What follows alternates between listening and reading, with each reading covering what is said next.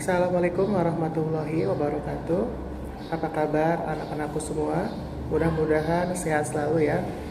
Baiklah, untuk hari ini, pada episode kali ini, kita akan belajar mengenai peluang suatu kejadian. Sebelum kita lebih lanjut membahas mengenai peluang, kita lihat dulu video yang mau lewat ini.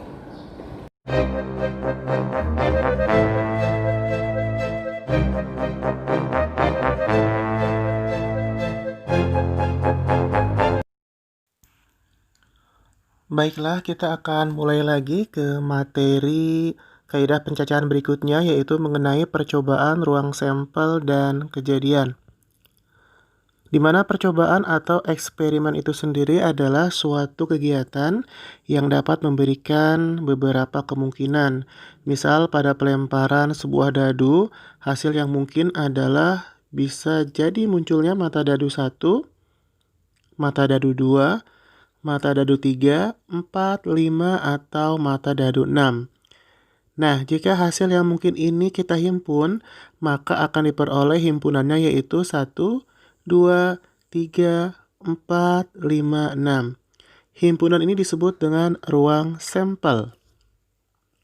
Sehingga ruang sampel adalah himpunan semua hasil yang mungkin dari suatu percobaan dan dilambangkan dengan huruf S.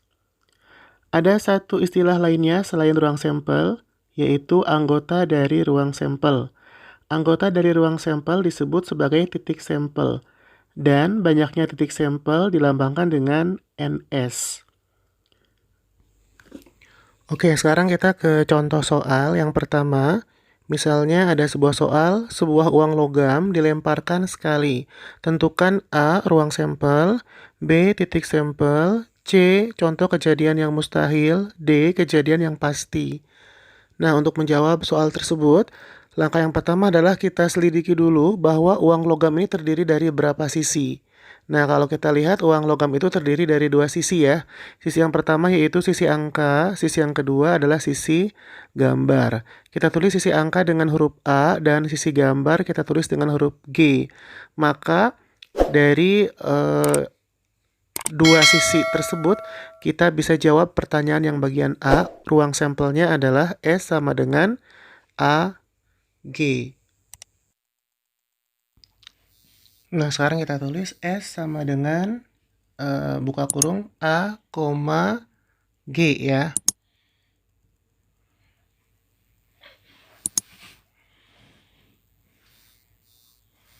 A, G. Oke ya.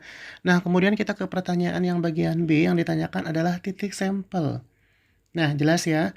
Kalau ruang sampelnya S sama dengan A, G, maka titik sampelnya yaitu kita bisa tulis titik sampelnya yaitu A dan G. Nah, kemudian kita ke pertanyaan yang ketiga atau yang bagian C. Contoh kejadian yang mustahil. Kejadian mustahilnya adalah munculnya angka dan gambar secara bersama-sama. Ini tidak mungkin ya, ketika kita lempar sebuah uang logam tidak mungkin dua-duanya akan muncul secara bersamaan. Oke, kita lanjut ke pertanyaan bagian D, kejadian yang pasti. Kejadian pastinya adalah munculnya angka atau gambar. Baik, sekarang kita ke contoh soal yang kedua. Contoh soal yang kedua sebagai berikut. Misalnya dua dadu dilempar bersamaan. Tentukan A, ruang sampel, B, banyak titik sampel, C, kejadian munculnya mata dadu berjumlah 7, dan D, kejadian munculnya mata dadu sama. Baik, sekarang kita coba kerjakan. Nah, sebelumnya seperti biasa, kita lihat dulu bahwa dua buah dadu ini kalau kita lempar, sebelumnya kita lihat jumlah sisinya ada berapa. Nah, masing-masing mata dadu sisinya ada 6 ya. Dadu pertama 6, dadu yang kedua 6. Maka sekarang kita coba satu-satu untuk menulis peluang munculnya mata dadu berapa dan berapa. Jadi ketika kita lempar dua dadu secara bersama-sama, peluang yang pertama munculnya bisa berupa sebagai berikut. Ketika dua dadu dilempar, yang pertama bisa jadi munculnya adalah 1-1. Artinya, dadu yang pertama 1, dadu yang kedua mata dadu 1. Kemudian 1-2, kemudian 1-3, 1-4, 1-5, sampai dengan 1-6. 1-6 artinya dadu yang pertama muncul mata dadu 1 dan mata dadu 2 atau dadu 2 muncul mata dadu 6. Kemudian berikutnya sama ya polanya 21, 22, 23, kemudian 24, kemudian 25, dan 26. 26 di sini artinya untuk dadu pertama muncul mata dadu 2, untuk dadu yang kedua muncul mata dadu 6. Jadi ditulis 26. Oke, berikutnya sama polanya. Sekarang 31, kemudian 32, 33, 34, 35, 36 ya. 36 artinya untuk mata dadu 1. Untuk dadu 1 maksudnya muncul mata dadu 3, untuk dadu yang keduanya munculnya mata dadu 6. Sama seperti sebelumnya ya. Kemudian lanjut lagi kita ke 41, 42, 43, 44, 45, dan 46. 46 artinya untuk dadu 1 munculnya mata dadu 4, dadu 2-nya munculnya mata dadu 6. Berikutnya 51, 52, 53, kemudian 54, kemudian 55, kemudian 56. Dan yang terakhir adalah 61, kemudian 62, kemudian 63, kemudian 64, kemudian 65, dan 66. Kita hitung jumlah totalnya ada berapa tadi, mulai dari 11, 12, sampai dengan 66. Nah, jumlah totalnya ada 36 ya. Nah, sehingga untuk menjawab pertanyaan yang bagian B, maka titik sampel dari percobaan tersebut ada 36. Sehingga kita tulis dengan 36. Berikutnya kita menyambung ke pertanyaan yang bagian C. Kejadian munculnya mata dadu berjumlah 7. Nah, mata dadu yang berjumlah 7 artinya dadu 1 dan dadu 2 kalau dijumlah ada 7 ya. Nah, sekarang kita tulis dulu titik sampelnya ya. Nah, titik sampelnya adalah sebagai berikut. Untuk mata dadu berjumlah 7, yang pertama adalah 16. Nah, kita tulis sekarang 16. Kemudian 25, karena 2 ditambah 5, 7 ya. Kemudian 34, 3 tambah 4, 7. Kemudian 43, kemudian 52, dan 61. 6 tambah 1, 7. Ini jumlahnya ada 6 ya, titik sampelnya.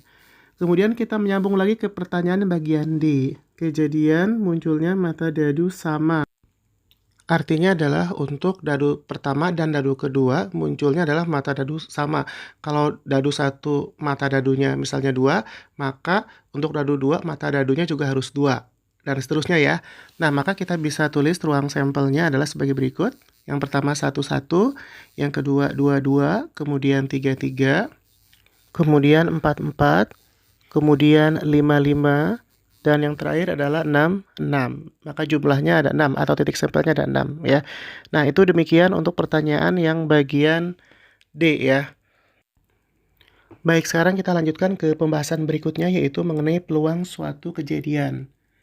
Misalkan suatu percobaan mempunyai ruang sampel yang berhingga banyaknya ya, dan setiap titik sampel mempunyai kesempatan yang sama untuk muncul, maka peluang kejadian A bisa kita nyatakan dengan rumus PA sama dengan NA dibagi NS, di mana PA-nya adalah peluang kejadian A, NA-nya adalah banyaknya anggota dalam kejadian A, dan NS-nya adalah banyaknya titik sampel.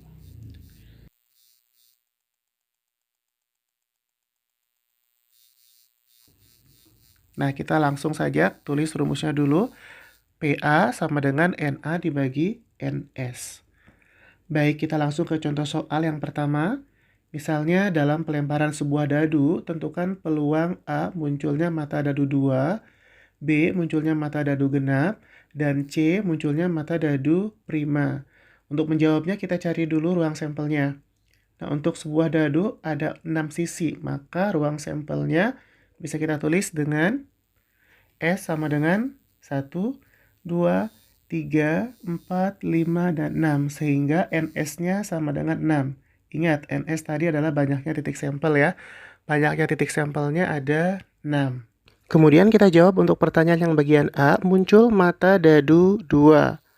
Nah, bisa kita ambil pemisalan, misal A sama dengan kejadian muncul mata dadu 2.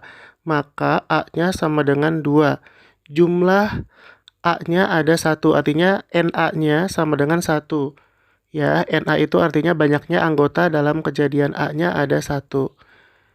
Nah, bisa kita tulis NA sama dengan 1. Maka peluang munculnya mata dadu 2 adalah bisa kita tulis dengan PA sama dengan NA dibagi NS.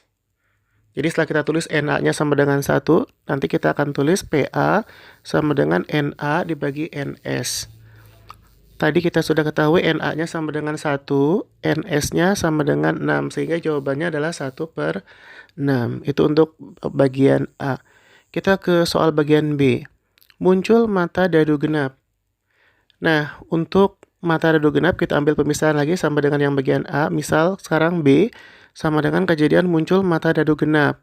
Maka B sama dengan ruang sampelnya 2, 4, 6. Ya, ini angka-angka genap ya, 2, 4, 6. Sehingga NB-nya sama dengan 3. Kita tulis NB sama dengan 3. Ingat, NB itu artinya banyaknya anggota dalam kejadian B. Maka peluang munculnya mata dadu genap bisa kita tuliskan dengan PB sama dengan NB dibagi NS. Kita tulis sekarang ya. PB sama dengan NB dibagi NS. NB-nya tadi kita sudah tentukan yaitu 3, dibagi NS-nya yaitu 6. Atau diperkecil, disederhanakan 1/2. Kemudian kita jawab pertanyaan yang bagian C. Peluang munculnya mata dadu prima. Nah, kita harus tahu bilangan prima. Nah, dari angka 1 sampai 6 bilangan primanya yaitu 2, 3, 5. Namun sebelumnya kita ambil pemisalan. Misal C sama dengan kejadian muncul mata dadu prima, maka C-nya sama dengan 2, 3, 5. Karena 2, 3, dan 5 merupakan bilangan prima. Maka NC-nya atau jumlah bilangan primanya kita tulis dengan NC sama dengan 3. Nah, maka peluang munculnya mata dadu prima adalah kita tulis dengan PC sama dengan NC dibagi NS. Oke, NC-nya tadi 3 ya. Kita tulis sama dengan 3 dibagi 6. Nah, 3 dibagi 6 bisa kita perkecil lagi menjadi 1/2 ya, 1/2. Oke, demikian tadi untuk contoh soal bagian C ya. Peluang munculnya mata dadu prima. Nanti kita akan lanjutkan lagi ke pokok bahasan berikutnya, yaitu mengenai frekuensi harapan. Baiklah, cukup sekian untuk tutorial kita hari ini. Dan nanti kita lanjutkan lagi insya Allah pada tutorial berikutnya. Baik, itu tadi video tutorial mengenai peluang. Nanti kita lanjutkan ke video berikutnya. Mudah-mudahan bisa dipahami. Akhir kata, terima kasih. Wassalamualaikum warahmatullahi wabarakatuh.